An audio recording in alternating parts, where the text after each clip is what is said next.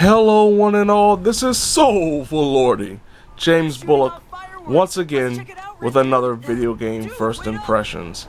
This time around, Neo The World Ends With You demo review for the PlayStation 4 and Nintendo Switch, for a game that is tentatively scheduled to release on July 27th on the Nintendo Switch, PlayStation 4, and PC.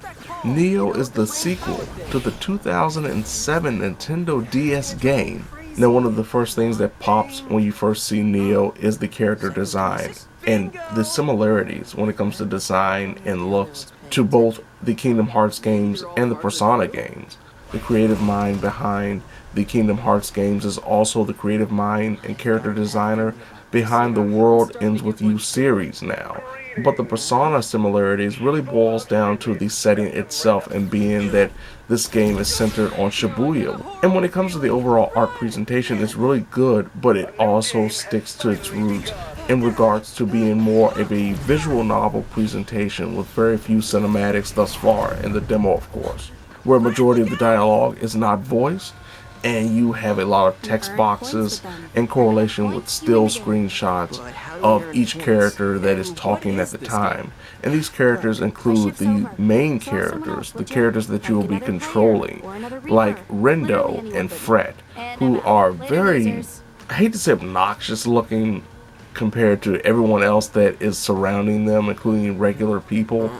It's definitely a very Tetsuya Nomura character design. From a narrative perspective, the game is set in what appears to be modern day Shibuya in Tokyo, where you are thrust into a game that has these characters fighting for their lives in teams against various monsters, creatures, and even each other, because if you don't get the amount of points that will lead you to the top of the scoreboard, apparently you get erased. Of course, when it comes to the plot of these type of games and these type of stories, this early part of the game, this demo, is really the feeling out process, the understanding of not only what is going on, but also the mechanics of how to control the game itself. And one of the big things that happens when it comes to just navigating around Shibuya is the scan ability.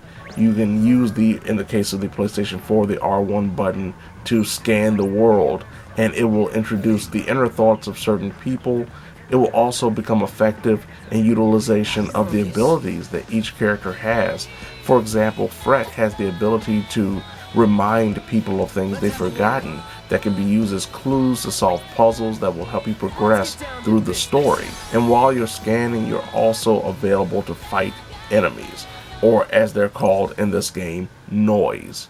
The gameplay is very different from what you would expect. Even though it is an action RPG, it isn't rooted in the same vein as, say, Kingdom Hearts. Instead, you have pins. Now, these pins, very much like button pins that you put on your shirt, have different types of abilities. Now, with one pin attached to each character, these pins allow for the characters to utilize a specific attack that is also connected to one of the face buttons, or one of the bumper buttons, or one of the trigger buttons. For example, Rindo will have a flurry of punches that he can throw by hitting the square button. Fret will have this ability to shoot projectiles by hitting the triangle button.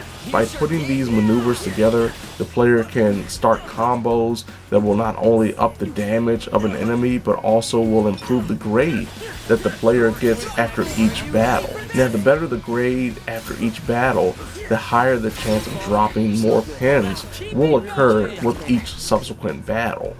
These mixing and matching of pins alongside the combo is complemented by this all-out attack that you can utilize upon hitting the circle button after you drop the beat enough on enemies that it fills up that meter.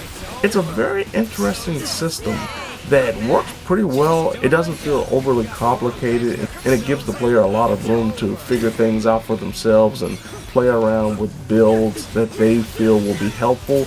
And of course, as you progress later on in the game, I can't help but think that certain pins will be very effective against certain enemies, because as you know, certain enemies are weak to certain attacks and elementals and the like. The pins can also level up, so attacks that you had at the beginning of the pin usage can also evolve into something even more grand. So that will be an interesting take as well to see how that works out. The one issue I have with the combat is being hit. No matter how many characters you're playing with at a time, the HP is all in one bar. There's a team HP and there's an enemy HP. And unfortunately to me, when you get hit 9 times out of 10, there's not that much of an indication. Sometimes the player will be knocked back upon being hit, so you will know, oh, I got hit, I got knocked down. And sometimes the screen will flash red.